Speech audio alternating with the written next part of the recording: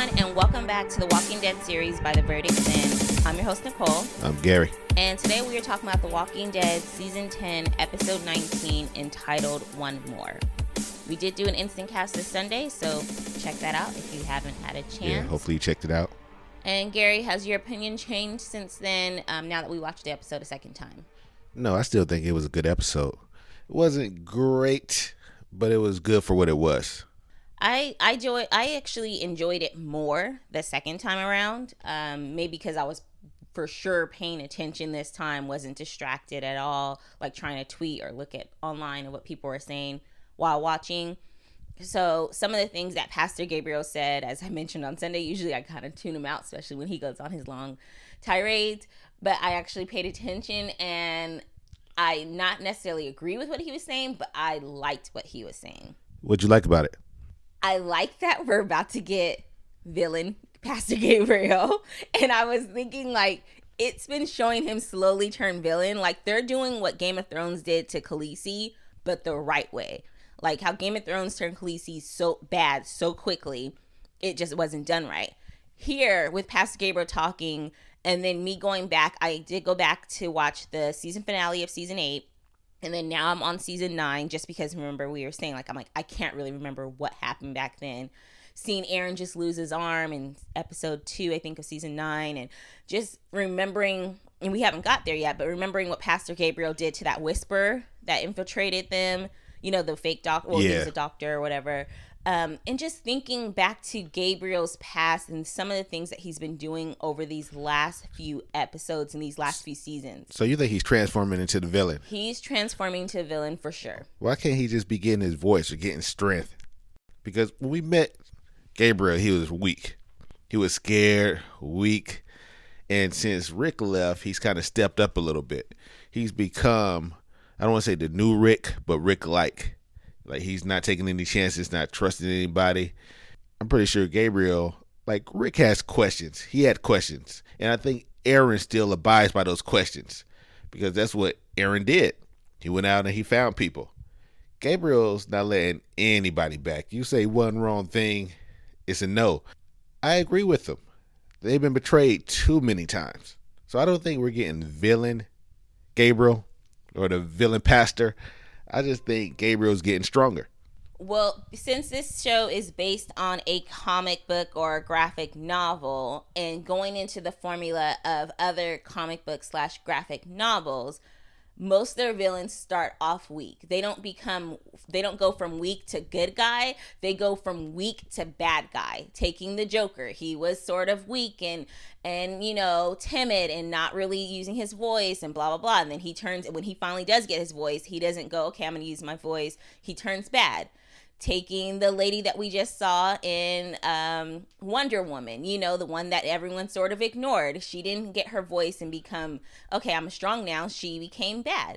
It's a cycle that we have seen happen in so many comic book. I can continue on with all the other Spider-Man villains, all the villains in these movies that we see that are based on comic books.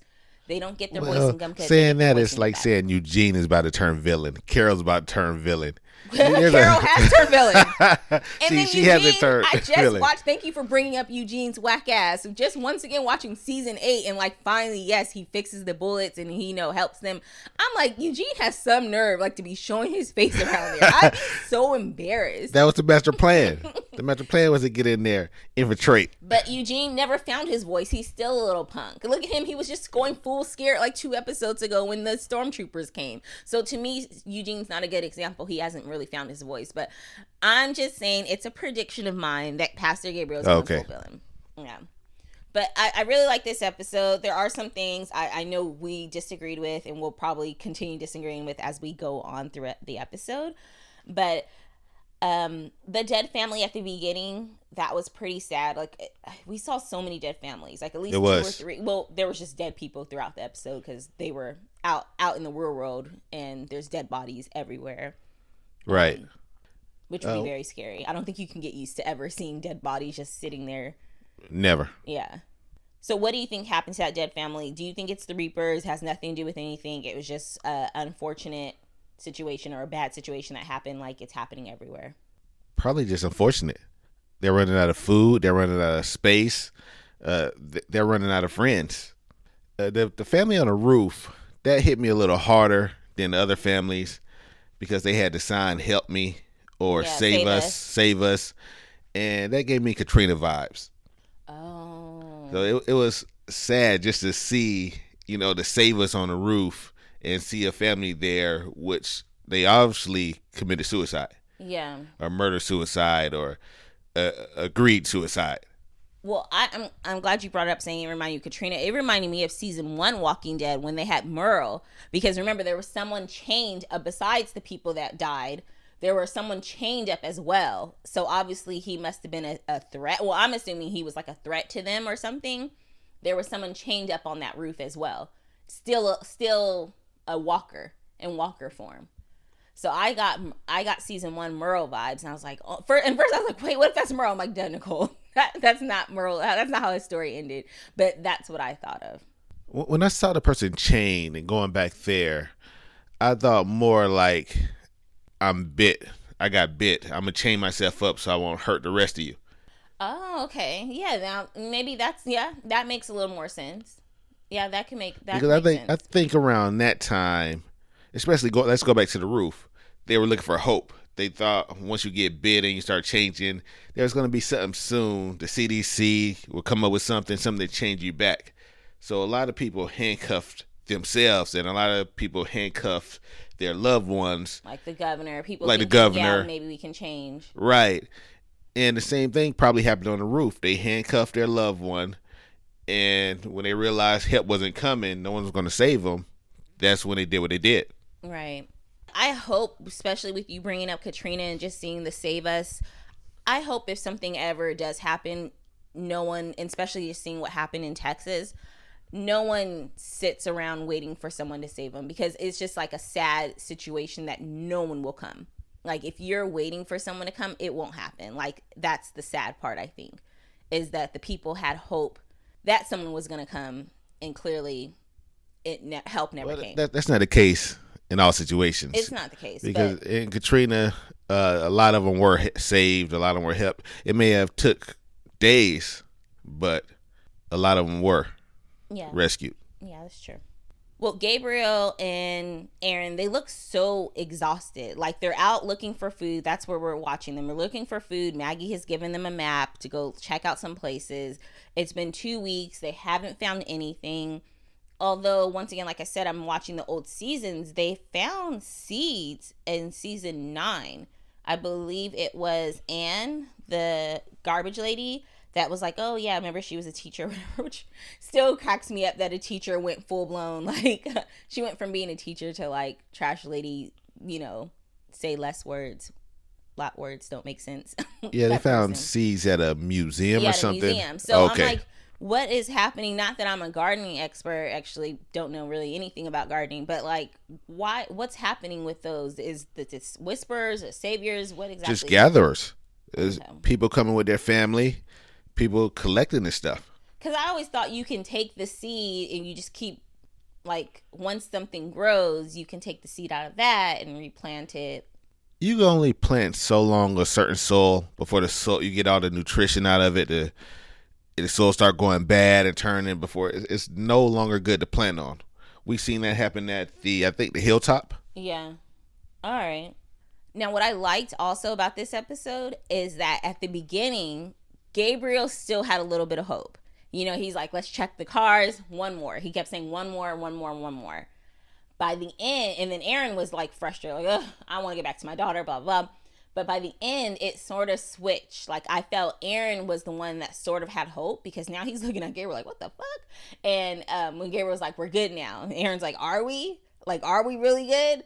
But Aaron now had hope, and he was like, one more. Let's go to one more place. And Gabriel was just like, fine, fuck it. We interpreted that 2 different ways. Mm-hmm.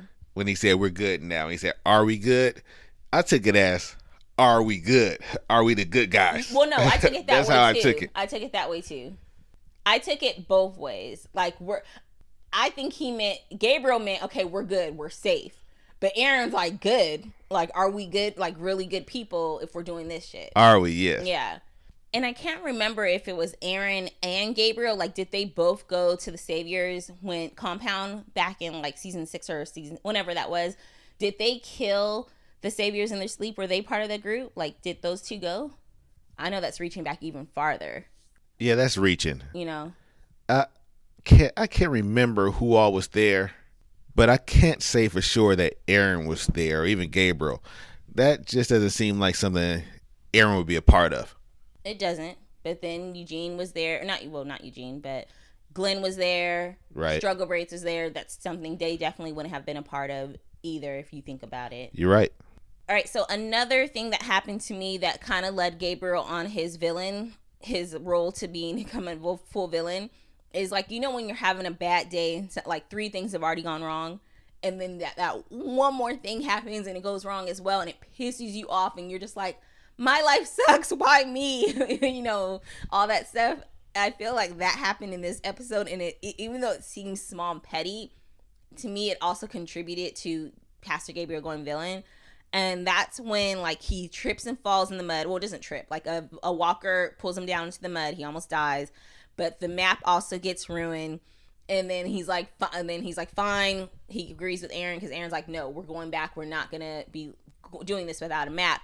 He's like, fine. Yeah. Let's just go and retrace our steps we left. And then it starts raining and pouring. And I was like, oh, my gosh. I thought Pastor Gabriel was going to go, like, full villain in that moment. But I feel like that whole scene contributed even more to his transformation of villain. I'm still not getting villain vibes. I'm sorry. Okay. Well, okay. Well, yeah. I guess if you're not getting villain vibes, you won't see. You're not seeing the signs. Yeah, that magnifying glass on him. You're looking for everything he does. You know, maybe by these last 5 episodes they gave us, or 6 episodes, maybe you'll see. But one thing I wanted to touch on is before you were saying that at the beginning, Pastor Gabriel had hope. One more, and Aaron was through with it. He wanted to get back. And by the end, Pastor Gabriel was just over it. The hope he had at the beginning was he was hoping to find something for the group and hoping not to run into anybody along the way. The map that he was given, was supposed to be like a safe map. This is the safe route. Look over here for food. We found food there before. Look over here. We found food there before. We see these places are cleaned out now. But I don't think he lost hope at the end. He probably is losing hope slowly in people. But I'm pretty sure he still wants the food. He still want to get the food, bring back, because he's still about his people. Aaron was over it because there's only so many places you could go before you say, hey, these places have already been hit. Every single place we gone has been everything's been taken from. So why are we still going? Let's go back, regroup, try something else tomorrow. All right. I mean, yeah. I mean that's a possibility, and Yeah. and I guess it depends on what we both think of villain. Like, would you say that Shane ended up being full villain in the end? No. Okay, so that's the type of level that I think Pastor Gabriel's going, and I think Shane did become full of villain. Like, he killed a man, he killed Rick, he tried to kill Rick. Man, Shane was trying to win the girl. And it's nothing villainy about that. Well, when the girl, he tried to, like, rape Lori. I mean, so I don't know. If you don't think Shane went full villain, then I guess we'll never agree as far as where Pastor Gabriel's going, because that's where he's going. But we'll see. See, after you bring up something like rape, I don't go any further in the conversation. I mean, conversation is pretty much over. He did. I mean, if yeah. So I'm not going to answer any more questions on Shane. Okay. That conversation is over for me. Okay. Now, what do you think of Aaron opening the door to the boar? Like, when he kept saying, hey, who's there? I can help you, blah, blah. Without an answer, do you think he should have opened that door? Yes, it could have been a walker, and there could have been food behind there. It could have been canned foods, anything. Yeah. What I don't get about that scene is, how did they think the boar got in there? Yeah. How did they think, oh, wow, we just found the boar? Locked in the room. And that's what Maze said. Because Gabriel was like, we didn't know anyone lived here. And then Maze was like, so do you think the boar just got in that room by itself? Right. And then closed the door after itself. I mean, those were red flags right there that somebody was there. Yeah. They found a bottle of old whiskey. Yeah, hidden. It was hidden. Was it hit? Yeah, because that's Okay. where he was like, it showed Pastor Gabriel weirdly digging deep into this desk, trying his hardest to get in. And I'm like, give it up. Like, who cares? And then the next scene, it popped up him showing Aaron the whiskey. Yeah. I'd be curious too. If I'm trying to pull out a desk, a drawer, and it's getting stuck, and I know something's back there. No, you want to check. Yeah. I want to check it. Even though I don't agree, or I just didn't like still how Pastor Gabriel knew so much about whiskey and how much a bottle was. And I didn't hear his story he told Aaron Sunday, but I listened to it very carefully this week, and he said like how his old pastor mentor, went to this young man's funeral that died, and he spoke just from the heart, and it's about speaking to people, which is sort of leads to what he did with Mays. But he's like, yeah, he went to the man's house, poured 2 glasses of whiskey, and gave one to the dad, and just start talking to him and relating to him. Like, I get that and how it relates to the Mays part, but none of that story explained to me how he knew that this specific whiskey was $2,000. Like, the only thing the pastor did was pour some whiskey. It's not like he said the pastor was a connoisseur or whatever, and a whiskey connoisseur, and like knew all this. So to me, it still didn't make sense that he knew so much about whiskey. It made perfect sense. There's a lot of alcoholic drinks or alcohols that we know about that we don't drink. Not really, not me. Okay, well, I do. I know when I go to any of these stores, if I'm going to buy a bottle of anything, I know what to stay away from. Oh, well, I mean, I guess I kind of know about some brands because... That's what I'm saying. Yeah, you've heard it on a movie or something. But even then, if I saw that brand, I wouldn't be able to for sure say this costs $2,000. I'd probably be like, oh, I heard of this brand. It's expensive. But to actually put a dollar value on it, I wouldn't know. I just know it's an expensive bottle. Yeah, I could put a dollar amount on a lot of brands, on a lot of bottles. All right. And these are bottles that I've never, never drunk. I feel like you are agreeing or disagreeing with me to disagree with me. No, real talk. Okay. Real talk. There's bottles. Even if let's say I'm a Hennessy drinker. Mm-hmm. There's different levels and different bottles to Hennessy, different brands. So if I found expensive brand or another brand, or even of what is there's one thing that we drink that I can't think of it now, but if it'll come back to me when I go downstairs and see the bottle. I know that the next level of that bottle is a $200-something bottle. So I've never went there and say, hey, let me get that bottle. No, I'm getting this one. It tastes the same to me. Yeah. Evil people are the rule. Do you agree with that at this point? I was still confused in what that meant. So I'm not going to agree or disagree, because remember when he said that, you were like, oh, and I said, what actually did he mean by that? So I'm still confused about the meaning or his meaning of it.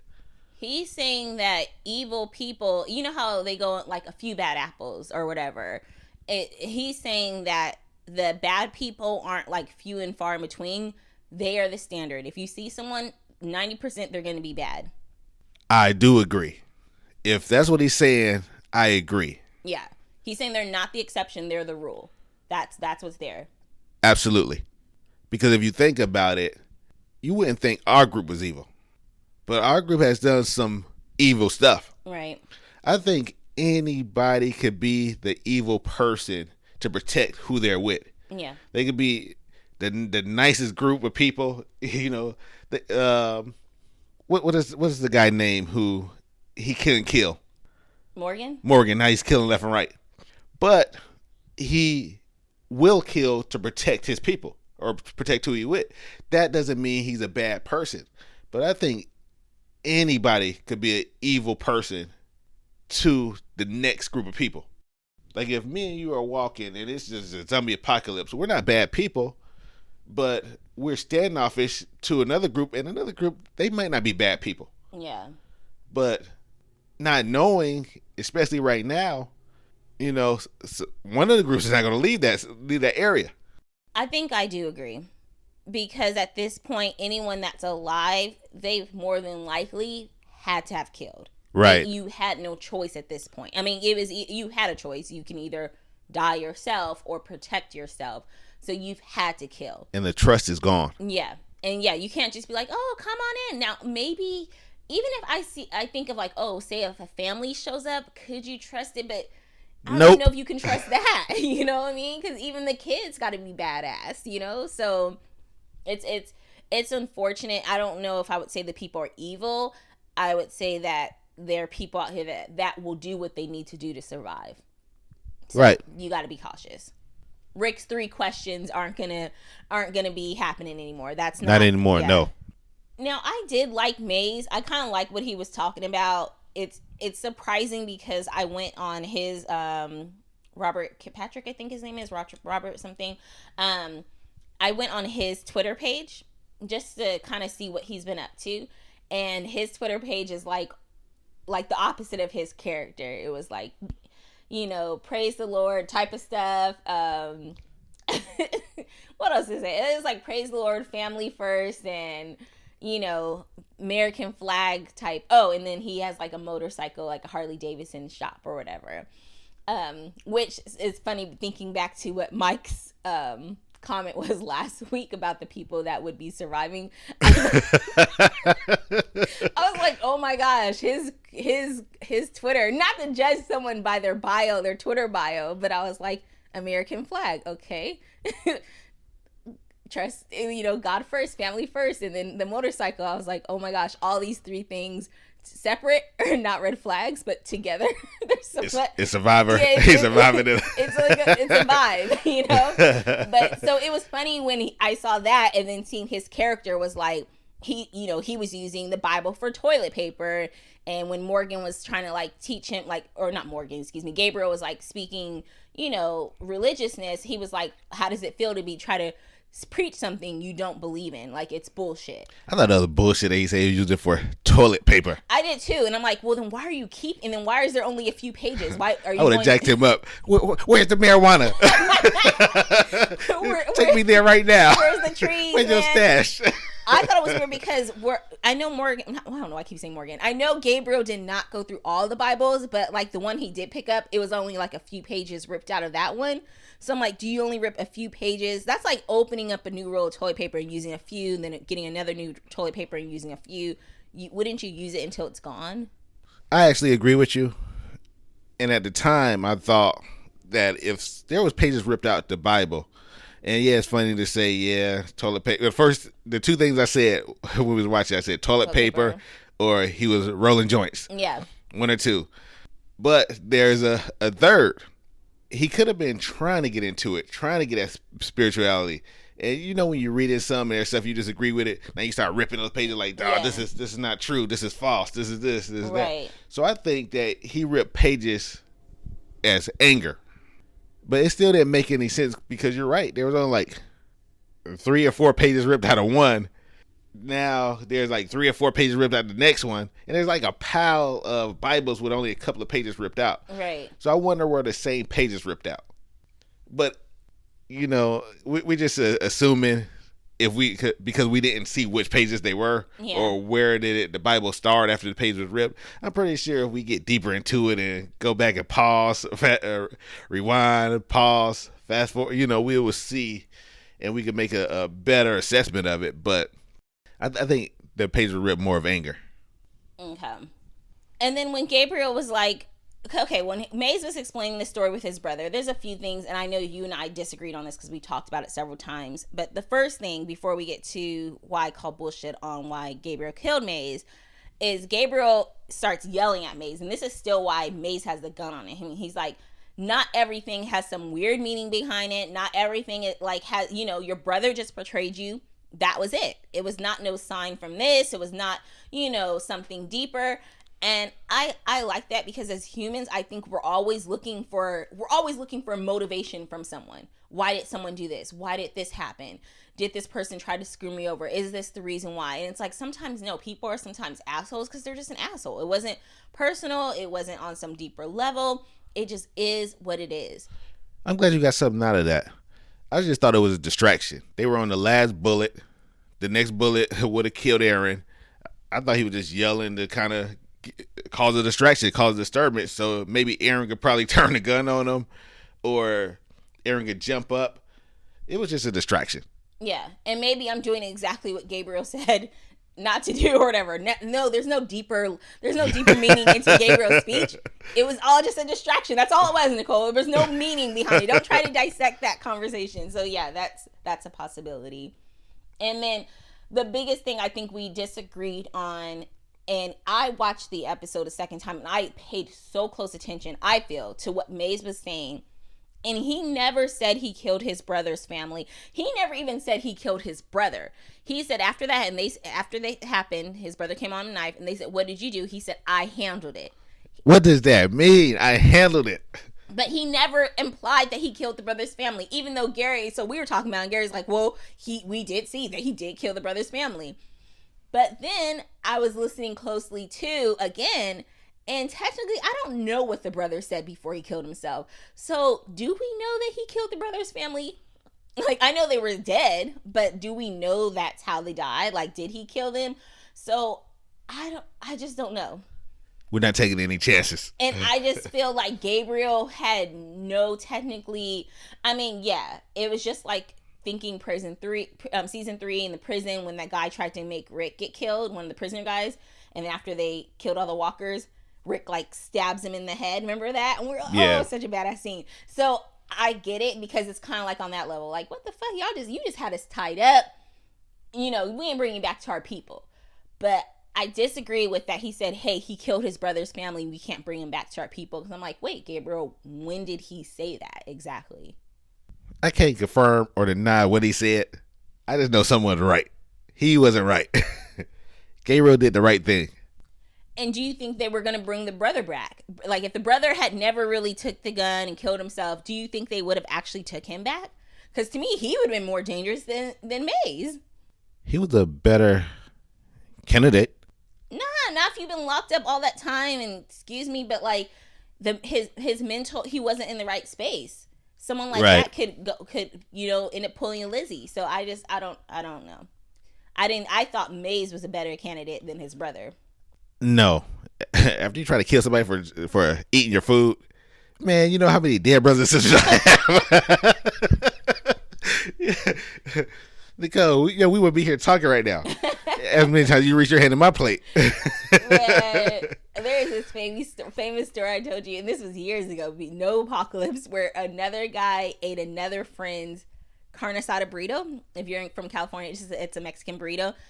And they fought. I probably fought to the death. They literally fought to the death. And it was crazy. So it was like, and everyone around was like, it's a burrito, but at the same time, it was like, that was a carne asada burrito. You don't mess with somebody's carne asada burrito. So I get it. But yeah, I just felt like Gabriel killing Maze was, he didn't have all the information to go that far. And I think that's why Aaron looked so like shocked and mad and sad and just surprised.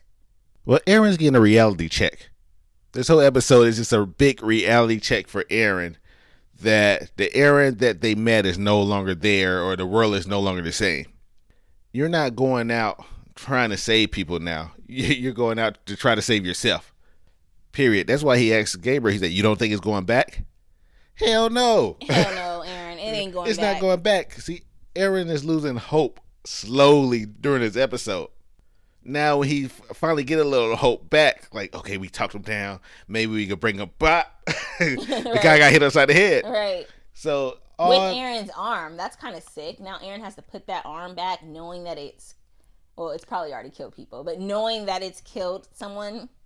Yes. Yeah, but Aaron is losing hope this whole episode, so it's kind of a breath of fresh air at the end when Aaron says, "You know what?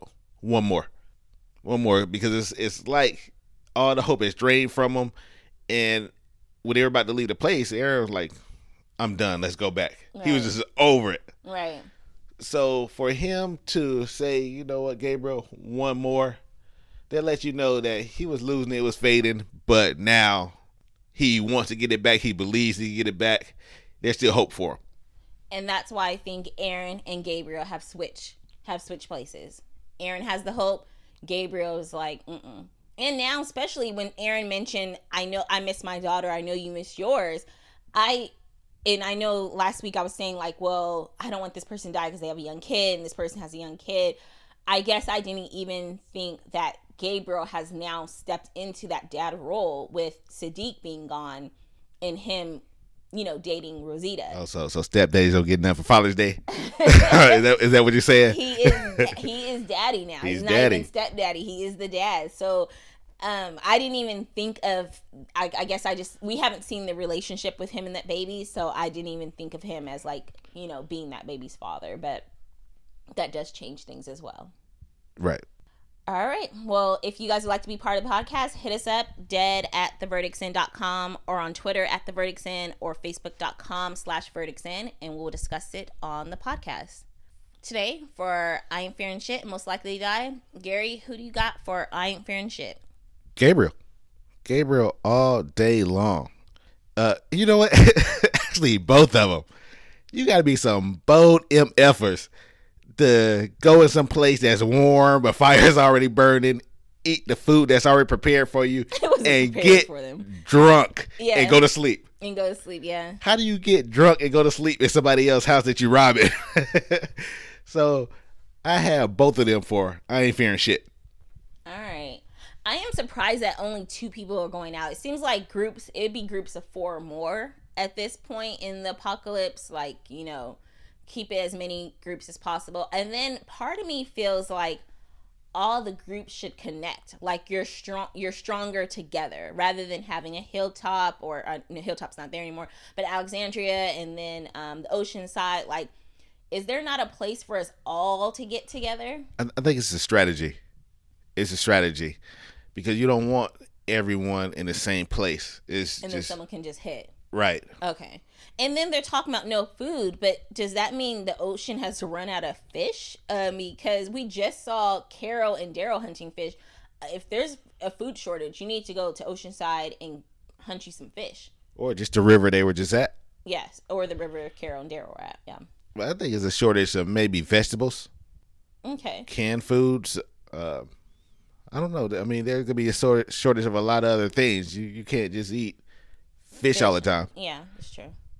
All right, but I Ain't Fearing Shit. I'm going to give it to Gabriel because, he was talking a lot of shit with that. But at this point, it's like a gun to my face. How many times have I had a gun to my face? This is like the 10th time, dude. I lost my eye. I lost my eye. He lost his arm. Come on now. So I think Gabriel, I'm not saying Aaron wasn't brave or anything like that. Especially because Aaron was about to pull that trigger knowing for sure that he was going to die. Right. And to me, at that, I just couldn't do it. We're fighting. We're going to fight. Maybe both of us will die, but I'm not going down without a fight. You know what I mean? That's all I can think of. Like, if I'm going to die anyways, might as well go out with the fight. So, anywho, I kind of agree with you on giving it to both, but I lean a little bit more to Gabriel. Okay. Yeah. All right. Most likely to die next week. It showed us. Did you see the trailers? Yes. It just pretty much showed princess. So, hopefully she's okay. Yeah. It mainly showed her. They can't take princess out yet. They can't. We just got her. Yeah, she was like a breath of fresh air. Yes. I'm gonna take a page out of your book, and I'm going with the king. Ooh. Yeah. I'm gonna agree with you. I'm gonna give it to the king because I thought these people were gonna be good, but it looks like Terminus all over again because it looks like they were in But who says they're not good? Yeah, that's true. They have to be cautious. They can't be like, oh, okay, these people are good. Yeah. All right. I'm gonna give it to the king as well. Most likely to die. We have to see some death. Somebody's gonna die. Right. All right. Well, that is all we have. As always, we appreciate you guys listening. We will be back next week. Hopefully Sunday night with an instant cast. Until then, I'm Nicole. I'm Gary.